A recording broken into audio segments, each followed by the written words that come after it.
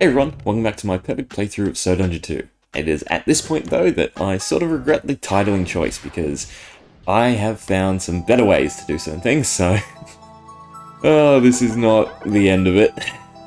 But, you know, onto the run.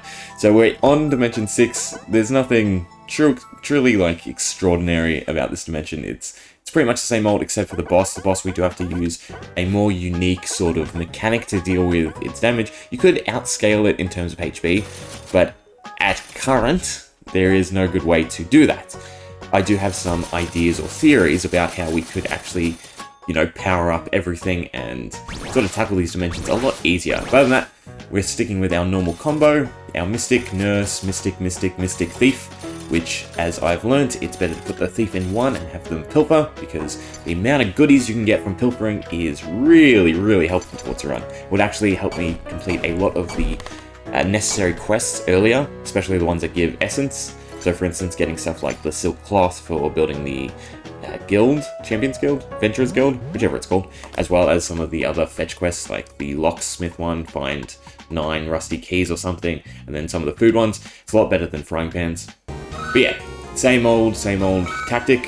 First run is farming, so I've actually gone a bit further than my prediction. So I was going to go to floor 400, or you can see in their brackets got 135k. The reason we need 135k is I need to use the chef. That's the only way we can actually get around the boss of this dimension, simply because of their ability to not only attack twice in a row, but also to turn everyone around. So back attacks, really powerful, makes them similar to the Mecha Lord, outscale their realistic damage with what they are actually outputting.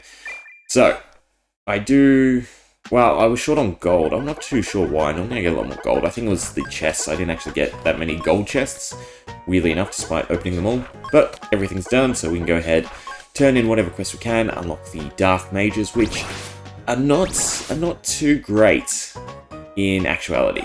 So I think there's a better tactic than using the Dark Mages, and that is simply to try and craft Infected Edge, because the Dark Mages aren't actually quicker than the Mystic.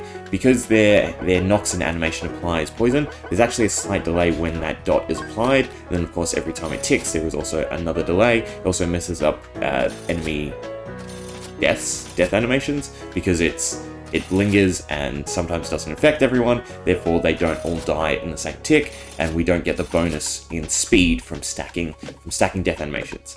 But yeah, itemization, I do think I take quite a while here, which is another thing I need to work on if, you know, I want to do this realistically as fast as possible. So I need to get better at itemizing. I really need to turn off auto equip, but I don't, so I do have to unequip a lot of things and equip, make sure health is balanced out, make sure everyone has whatever's useful for them. No point putting a Skullblade on Dark Mage or Nurse, because it'll just eat through their mana. Same with like the Ozian armor, it's better on the Mystic. The dots are good to some extent because they do speed up floor clearing technically, but they don't do as much damage as they do against bosses because of the percentile nature. It's actually weaker than, you know, casting for the most part. So realistically, you don't want them for the dungeon clear, but you do want them for the bosses, and you can really speed up the bosses too if I let Burn cycle through its tick. So essentially, Burn has 3 stages.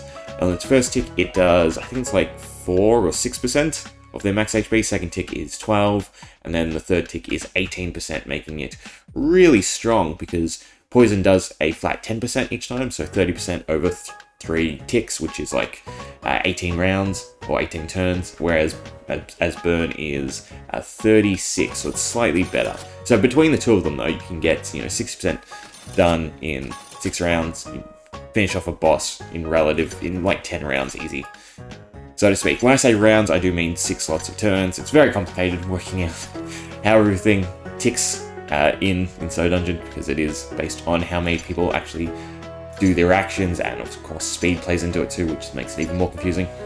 Okay, so we equip magic rings, it looks like.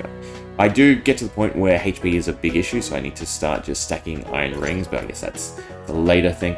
What else are we doing? Okay, Phantasmal Claw is good on the Nurse. Another thing you can easily get tons of if you use the Thief, meaning that I could technically run more Nurses and therefore out-heal a lot of the damage. and therefore not rely on either luck or chance not getting double tapped, or higher HP thresholds to survive, back-to-back attacks if we can't completely heal through something. So there are a lot of ideas to now be tested and redone, which we still got loads of time looking at the recording. Okay, so we'll just run off a few. So for one, using the Thief to pilfer items from everyone in the dungeon in that little farm run is terrific. It allows you to craft a lot of the higher tier stuff, not necessarily stuff like the Infected Edge or like the Vampire Suit, because the blood or the demonic horns, whatever they're called, are still rarer drops, but you can definitely get the Phantasmal Claw. You can generally get a lot better items, get all the food in that to upgrade the kitchen a lot quicker. In fact, it works out a lot better than just using the frying pan, I believe. You get a lot more stuff just from pilfering.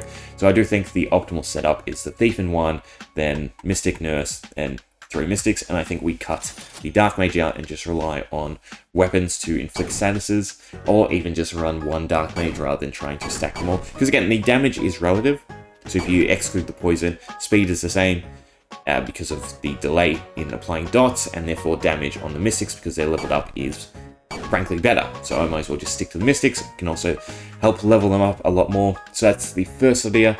The second idea that I had was to actually utilize the Chef. So instead of farming in Dimension 1, I think farming in Dimension 2 and using up some of the magic clock charges, along with the Chef and Pancakes, would be really beneficial. So for instance, you'd get the Chef to level 8, I think unlocks Pancakes in Dimension 1, and then in Dimension 2, you just have to get the 100k to re-unlock the Chef, and then you can use that with your Mystics to try and power level. You might even be able to get to 50. If you can get to 50, it should be a lot easier. You should be able to just face tank with the Mystics because of the amount of HP you can stack between the HP relic and the personal relic. Because again, it's essentially half the cost. But anyway, onto the boss. Okay, so here's where the Chef plays the most important role. This boss, for whatever reason, will only attack the left-hand side until the left-hand side is dead, then it will attack the right-hand side. So of course the Chef is immune to damage as long as you have some party members, meaning that once the boss does wipe that left-hand side, we are free just to smack on them until they die. So, super easy boss. I wish a lot of the different bosses had some sort of cheese mechanic for you to work out and make them quite fun and interesting to run, rather than, just being somewhat of a slog and a HP check most of all, stat check. But yeah, so there's nothing really to this boss. You can see it attacks twice back to back a few times. That is really important because it's what makes it out damage nurses. Even if I were to run more nurses, there's no way I could heal through the double back attacks, because obviously using the nurse to heal doesn't turn them around, and it's just like a vicious cycle. So it is still a slow fight because all the bosses still have pretty high stat resistance, but if you get even 1 tick of burn or poison, it does greatly speed things up. But yeah, boss is done. We have slowed down significantly in comparison to the pace I would like to keep, so we're at 8 hours 36 so far. Yeah, the idea was to keep each dimension around an hour, even if you factor in the fact that it should be non-linear, it should be exponential, meaning the later dimensions take longer than the earlier dimensions. I haven't done the early dimensions quick enough, so there is still something to work on there. 10 hours at this point, I really want to say, is unrealistic. If you had all the correct stats, again, theory crafting and animation speed wise, you should be able to do it in under 10 hours, but obviously we don't have the stats, and it is really hard to get the stats. Another thing that I do need to work on is upgrade choices. So I try to focus the kitchen because HP is by far the most important stat, but at the same time getting the gnomes or even inheritance really helps just smooth out the run. Gnomes especially, just because of the extra essence. Even grinding out the wishing well might be a really good choice because I do end up with a lot of excess gold a lot of the time. But the kitchen is just, HP is just so necessary for the bosses. It's just so easy to not meet their thresholds. A lot of the wiki and a lot of where I've done planning around is just completely wrong because it takes their base stats. It doesn't work on the dungeon modifiers or multipliers they get depending on, the floor they're on. But okay, Dimension 6 done. Starting to sort of hit the wall, but we will get it done, and I guess I will have to do better next time. Try out some of these unconventional strategies that I sort of have in mind. There's a lot I can get out of this game.